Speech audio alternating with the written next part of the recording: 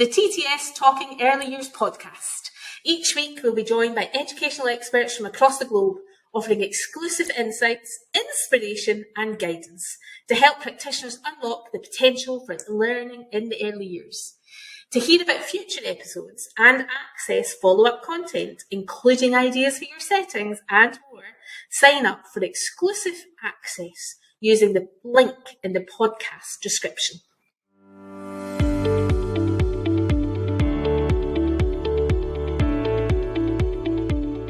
And so, of course, we've mentioned this already in our previous little conversation. Children come to us with experiences from before they have come through our door. I'm thinking of an example that I can give. I work a lot on the tiny little islands off the west coast of Scotland. And so there's lots of families who fish. And so their vocabulary that they bring to the play is full of langoustines and scallops and salmon and trout and clabby-doos. And for anybody who's listening that doesn't know what a clabby-doo is, it's an old Scots word for mussels. But not every child in their setting has experience of that vocabulary because they're not a fishing family.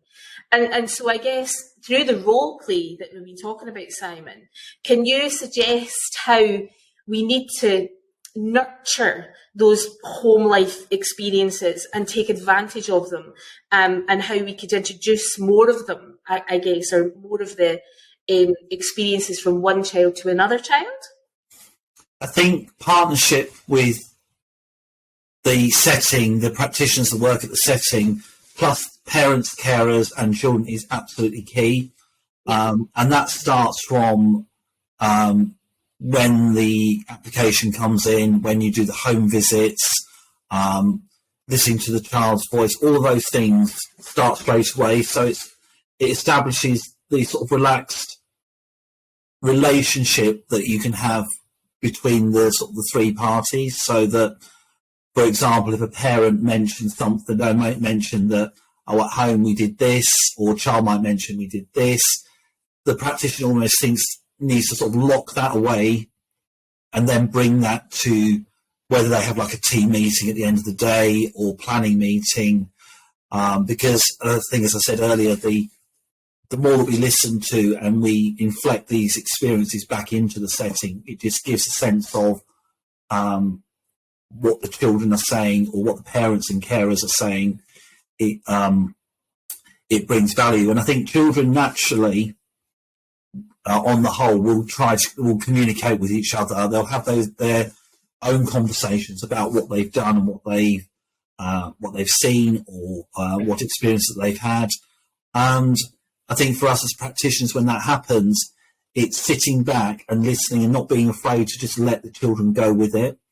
Because sometimes when I'm just thinking of examples maybe in early years where sometimes, and I've done it before, where you've watched the children engage in role play and you immediately think as an adult, oh, I've got to go and intervene, I've got to go and extend the play, I've got to go and do this, that and the other. When actually some of the best quality interactions are when you just let them get on with it.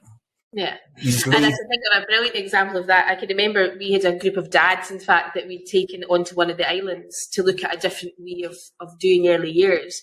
And the children were all out playing in the garden. And, it was a outdoor time or playtime for some of the primary children who were out as well.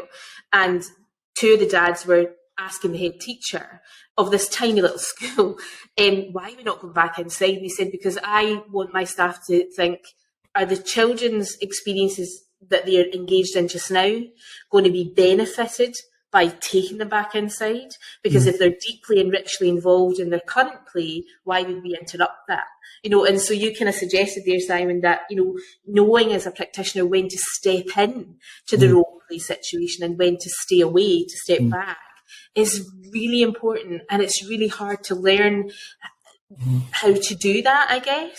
So can you think of any way or any top tip, I guess, that would support an adult to know when to step in and when to step back? I mean, it can be something as simple as you've observed the children, whether it's inside or outside, you've watched them engaged in their play. It can be as simple as asking them. You could ask the children, to become engaged in their role play, or if you've watched children engage in superhero play, it's almost you're sort of planning in the moment for extending that play into something else. So, for example, if children are outside, they're running around, they're engaged in superhero play, one thing might be that the practitioner might say, oh, we're gonna have superhero mission. We're gonna go on a superhero mission. What do we need for our mission? Oh, we're going to need a map. We're going to need some special objects. We're going to need this, that, and the other. What do we need to make a map? Or we're going to go to the art area. We're going to get some paper. We're going to get whatever we need. We're going to draw our map. We're going to label our map if we can, and we're going to narrate what the journey is for those superheroes to complete their mission. So there's differing levels, I think, of how we intervene or extend or enhance the children's play, and I think it all comes down to practitioner knowledge of the children. And I think what I would love our listeners to think about is to not feel guilty about stepping into the play, because there's all this trends, myths and legends, I call them, of early years that yes, child-led play and children being at the heart and leading, etc. It was lovely to listen to you saying, that the adult could suggest we need a map and let's label the map and let's narrate our journey, because sometimes I think there's so much pressure on practitioners to not do that, and yes, absolutely. I can think of an example myself that we were singing a song that we sing all the time, and it goes, marching in our Wellingtons, stamp, stamp, stamp, marching in our Wellingtons, we won't get down, and then it's twirling in my ballet shoes or wobbling in my high heels, etc., etc. And one of the little boys said, floating in our moon boots, and I said, oh my goodness me, pardon? He said, floating in my moon boots, and I said, I am not sure how I would do that. And so he lay on his back on the floor and he started to roll his legs and his arms around. And I said, moon boots? He says, yeah, my big cousin's got a pair of moon boots. I said, has he? And so we had this huge conversation. But it ended up with all of the adults and all of the children lying, floating in our moon boots up above the clouds. And we put a new verse in, but then it became a bit of a competition. We had a little girl came in with her dad's flippers one morning, and we had to think of a verse for flippers. And another wee girl came in with her grand's tap shoes, and I was very impressed with her grand having tap shoes, can I say? And so we made all of that, so we'd enter a role, and we started to really understand the character in a different way of walking in flippers. I had never experienced, but I did with those children bringing it in, and it was just amazing. So I think it's really important to do, the suggestion that you just made of the superhero, the adult suggesting making a map and creating a narrative, etc.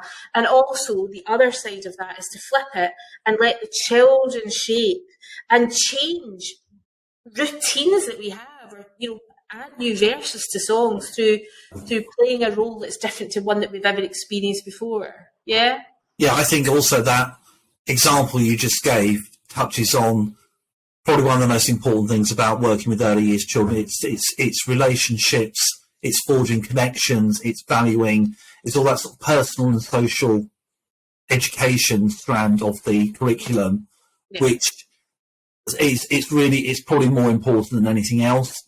And I think that when the children do give suggestions that maybe cause us to think a little bit or makes us sort of stop and think, I think arguably they are really powerful moments, because that sort of makes or breaks for me the direction of where maybe the learning's going, or it may it sort of reshapes or flex or makes our planning or thoughts much more flexible, which I think is very important.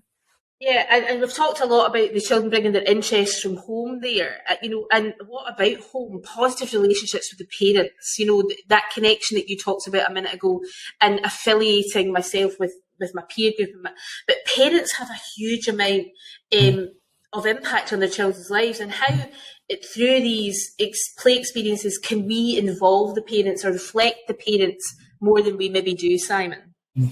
I think if you have strong partnerships with parents. So, for example, when you're doing your observations of children, it's making sure that you have a platform which the parents can see that, and vice versa.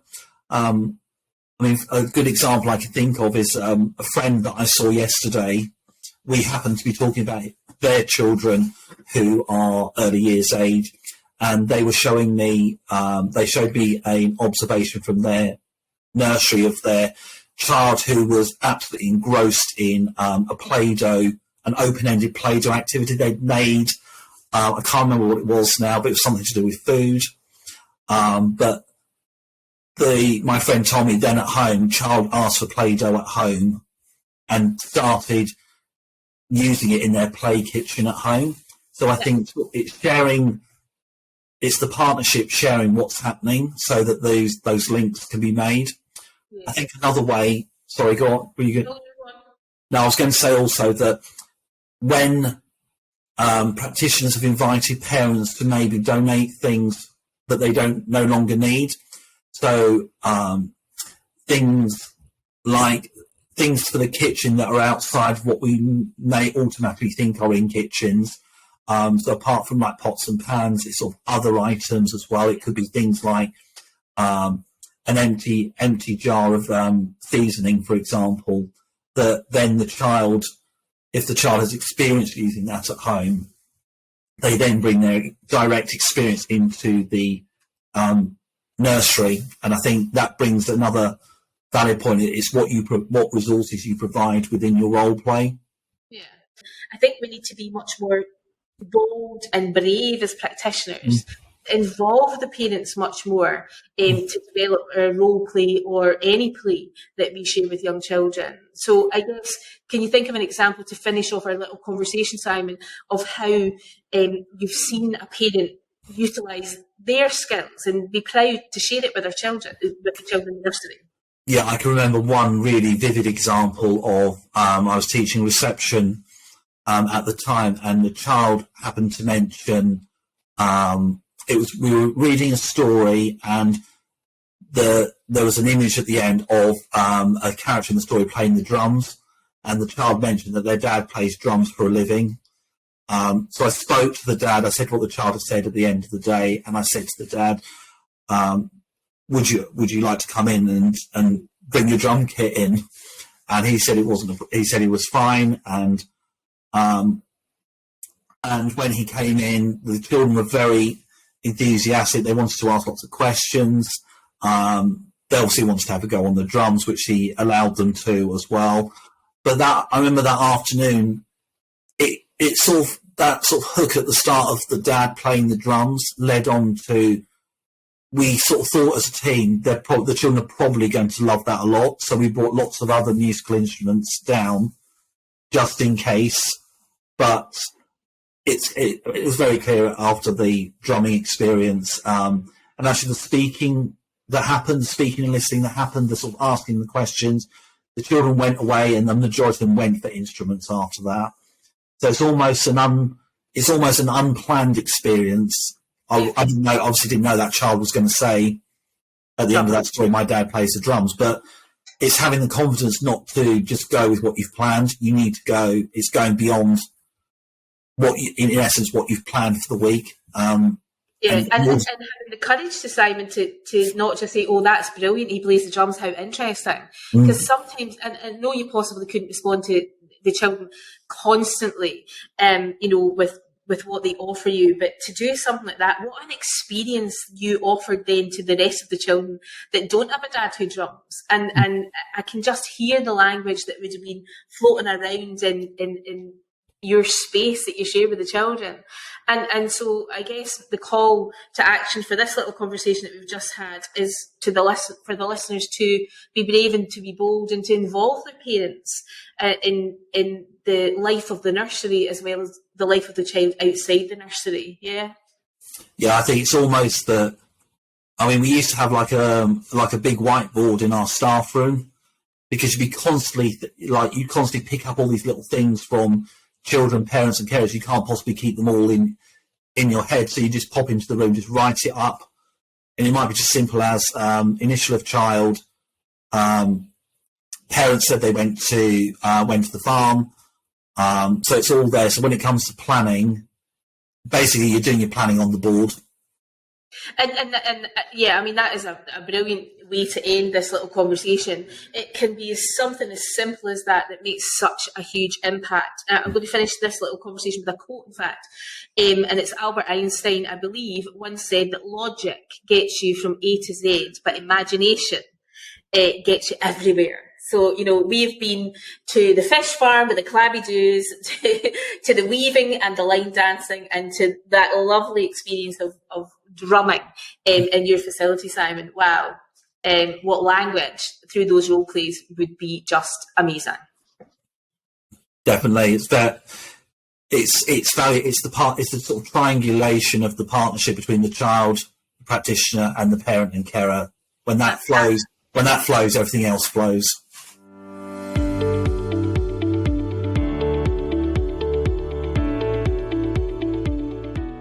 A huge thank you to our guest, Simon, for joining us and providing us with such valuable insights. You've been listening to the TTS Talking Early Years podcast with me, Alice Sharp, and Simon Airey.